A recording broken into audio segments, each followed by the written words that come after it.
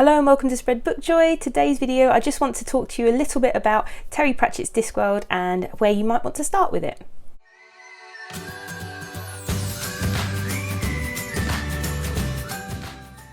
If you're new to the channel, I'm Jack. I'm a qualified primary school teacher looking to spread the joy of books and reading as far and wide as possible. I do lots of reviews for children's literature, middle grade mainly, but also picture books. But I sometimes talk about books for grown-ups as well, and books that I like to read myself. So today I want to talk to you about one of my favourite series of all time, one of my favourite authors of all time, and that is Terry Pratchett and his Discworld series. So I have a bookstagram, which the link is in the description box below. I've been taking part in a month-long author event with 3 other bookstagrammers. I'll link their accounts below: Old Bookish Woman, P.S. Hanson Wright and Laura R. Leeson. And we've been doing a month-long celebratory event called Pratchett in April. We use the hashtag Pratchett in April. So if you'd like to view Pratchett in April posts, or if you'd like to take part, anyone taking part in the Pratchett in April post on Instagram will also be entered in a really lovely giveaway. If you want to take part, you've got the whole month of April to post anything you like about Terry Pratchett, any reminiscences of Terry Pratchett, anything that celebrates his life and his work. You can use the hashtag Pratchett in April, and we'll share any posts that people do to our stories, and we'd love to see people taking part. Because one thing I did realise that was become really apparent is that people get really intimidated about where to start with Discworld. And the reason they're so intimidated is because there are 41 books in the Discworld series. It is the second longest by word count fantasy series in English, I believe, at the moment. That was a fact I found online, so I hope it's correct. Apparently the longest is about 5,000 words longer, and it's Malazan Book of the Fallen, which I've not read, which I've been quite intimidated by myself actually. But I've been reading the Discworld books since I was 13, so for about 30 years I've been reading Discworld. And when I started reading it, there were only about 10, 11 or 12 books in the series. I say only, that's, you know, still quite a big series, but there weren't a huge, it wasn't the behemoth of a series that seems to frighten lots of people off that it is now. I haven't finished it. One of the other facts I found out when you go to Terry Pratchett's website is that lots of fans of the Discworld series have yet to read The Shepherd's Crown, which is the final Discworld novel, which was published posthumously after he died, because they just can't bring themselves to. And that's been me. I haven't been able to bring myself to. And one of my reading goals for this year, I did a reading goals video earlier this year, which I'll link up, I'll put a card up for you. It was to finish the Discworld series, because it's the series that means the world to me. I've had this series in my life since, like I said, since I was 13. When I can't figure out something that I want to read, I will return to Discworld and I will reread Discworld books. And there are books, there's always words of wisdom as well as humour, and the characters are brilliantly they're brilliant creations, and I always feel really at home reading Discworld. It didn't occur to me that people wanting to start wouldn't know where to start. So we're going to do a very, very, very brief introduction to what the Discworld is, very, very brief, and then just some suggestions of where to start with. It doesn't have to be read in an order. There are sequences within the 41 books, but there are standalone books. There are several different entry points that you could start at.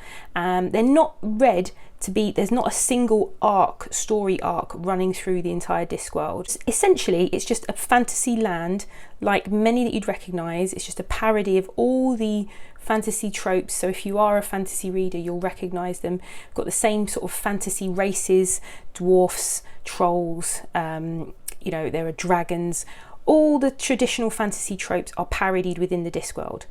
But it's not really a fantasy series. It's not about dwarfs and trolls and fantasy. What really Terry Pratchett uses Discworld to explore the human condition, to explore topics ranging as far and wide and vast as nationalism and gender and death, and you know, there are so many themes running throughout it which are really, really deep. So for every really hilarious joke on every page, you'll be suddenly hit with a line of such truth and clarity that he's eminently quotable. And he's, you know, Terry Pratchett had such a unique voice, which is one of the reasons why I'm really glad that they've not, you know, his estate, his daughter, who's in charge of all his work now, has said that any works in progress he had will not be being finished by anybody. everything that he wrote is his, and it's what's out there, and they're not going to release any of his works in progress or get anyone to finish it off. And I'm glad, because he was a genius, absolute genius, hilarious and clever and funny.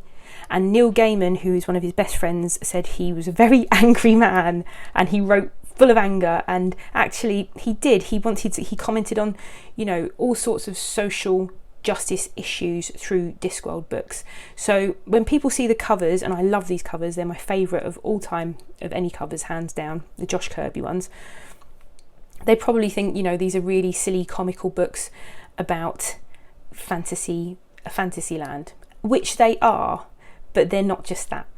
So where do you start with Discworld? So like I said, there are 41 books, and they don't have to be read in a particular order, apart from there are sequences where certain characters are introduced, and they do have arcs and they do grow over the series. First book in the series is The Colour of Magic. Now, Terry Pratchett himself has said he doesn't recommend you start with The Colour of Magic. It was the very first Discworld novel published in 1983, and he said, I didn't actually send this out to loads of publishers and have it rejected. It got picked up by the first publisher. It was my first adult fiction book, because he had previously had a children's fiction book published. And basically, it's his first draft of his first novel. His first draft, but his first novel ever published got published. And there are lots of writers out there who are prolific and wonderful who didn't get their very first novel published. And he, you know, loads of people love this book. I do. I've grown to love it. I didn't start with The Colour of Magic, and I'm glad I didn't, because actually I've found online, with discussions with lots of people online, that it put them off reading any Discworld. And Neil Gaiman says not to start with it, and Terry Pratchett himself says not to start with it. Some people like to start at the very beginning, and there are lots of people who started with this and love it. And it follows Rincewind is the first real protagonist of the Discworld novels, and he's a wizard, and he's a wizard who he says he's not very good at it. So The Colour of Magic introduces him and a lot of other wonderful characters, and yeah, it's a good book. It's not my favourite. I wouldn't suggest starting here if you're a bit unsure of starting with Discworld.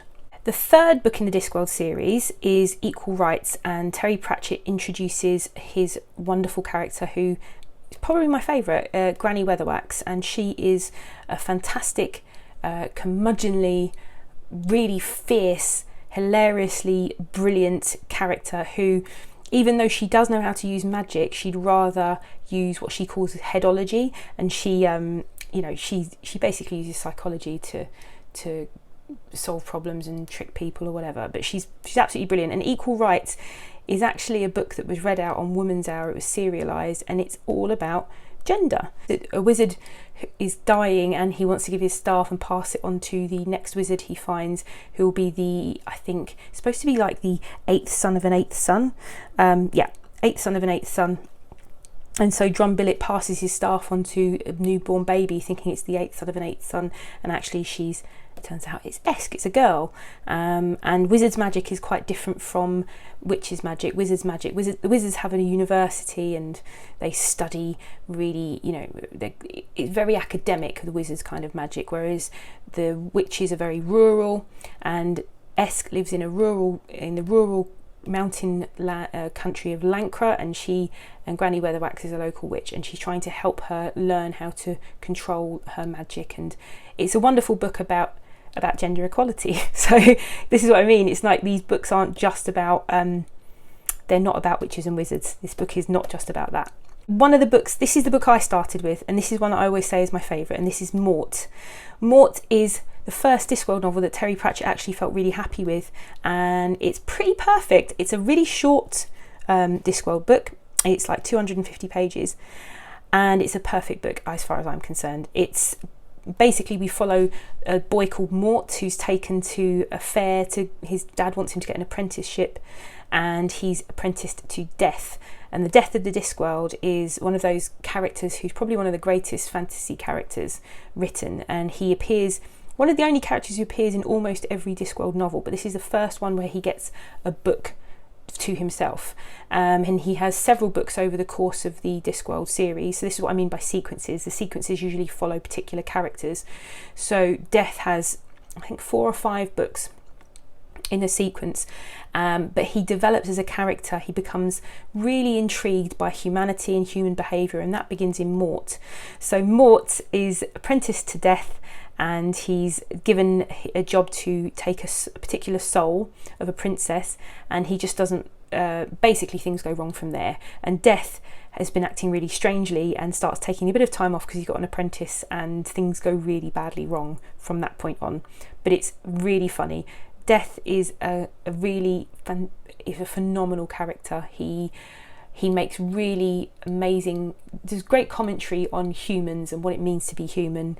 So Guards is the first book in the City Watch sequence. I think it's like the 8th Discworld novel, but it introduces the character of Sam Vimes, who is between him and Granny Weatherwax, maybe Nanny Og as well, but he's one of my favourite characters. He's brilliant, and he is in this novel, he's the downtrodden, drunken captain of the City Watch Guard, and a dragon is attacking Ankh-Morpork, which is the sort of the big bustling metropolis city on the Discworld, and Sam and his really like sort of underpaid, underskilled City Watch guards have to try and solve what's going on with this dragon and why this dragon's attacking the city. He's a great literary detective, actually, Sam Vimes, and as the series goes on, he becomes his character develops so much and so wonderfully, without giving you any spoilers, but he's a great character. And actually I think their sequence has the most novels in the City Watch. Very, very popular. Weird Sisters is the second book in the Witches sequence, but in the first book, Equal Rights, Granny Weatherwax is on her own, and in this book we're introduced to the Lancre Coven. So we've got Granny Weatherwax, and then you have Nanny Og and Magrat Garlic, and they're the 3 main witches in Lancre, and their sequence of books is, I love it so much, but then I've got a real thing about witches. But this book, Weird Sisters, if you haven't read Equal Rights, you can just jump into Weird Sisters. It doesn't really matter. Weird Sisters is Pratchett does Shakespeare. That's all I'm going to say about that. And When Shall We Three Meet Again does make an appearance and that kind of thing. So, but brilliantly written, really cleverly plotted. These characters are absolutely wonderful. So Granny's sort of the curmudgeonly old crone. Nanny is the sort of bawdy, like matriarch of a large family. So she's like, you've got the crone, the mother, and then you've got the maiden, who's Magrat, and Magrat is like, they call her a wet hen, and she's like a new age witch into crystals and things like that. But they're brilliant characters, and I absolutely love this book. Some other good starting points are his standalone novels. So some of the Discworld books are complete standalone novels. They are not part of a sequence of Discworld books. Characters in them do appear in other books, but the lead characters and the main storyline doesn't necessarily, you can just read these and pick them up and read them and enjoy them as books on their own.